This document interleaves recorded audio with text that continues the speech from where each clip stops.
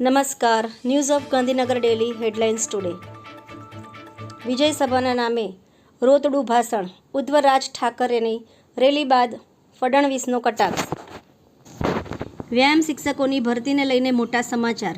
રાજ્ય સરકાર દ્વારા બનાવાઈ કમિટી.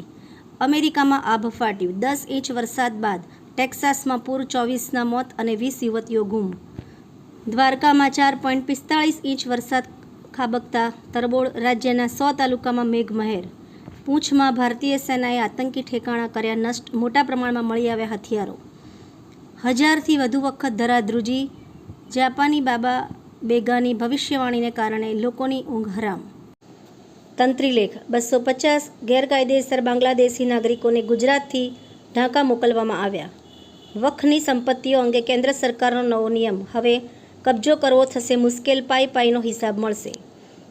નિફ્ટી ફ્યુચર 25,606 પોઈન્ટ ઉપર તેજી તરફી ધ્યાન. વિવાદ વચ્ચે મહારાષ્ટ્ર સરકારે 3 ઓક્ટોબરને શાસ્ત્રીય મરાઠી ભાષા દિવસ તરીકે જાહેર કર્યો. પ્રવીણ નેતારુ હત્યા કેસ. મુખ્ય ફરાર અબ્દુલ રહેમાનની કતારથી આગમન બાદ એનઆઈએ દ્વારા ધરપકડ. ગાંધીનગર મહાનગરપાલિકા દ્વારા સેક્ટર 22 પંચદેવ મંદિર ખાતે એક પેડ માં કે નામ 2.0 અંતર્ગત સિંદૂર વનનું નિર્માણ. એનોજી સાહિત્ય સરિતા ગ્રુપ. વિષય ભીતરનો ભેરું. એના ઉપર સર્જકોની ખૂબ જ સુંદર વિવિધ સ્વરચિત રચનાઓ.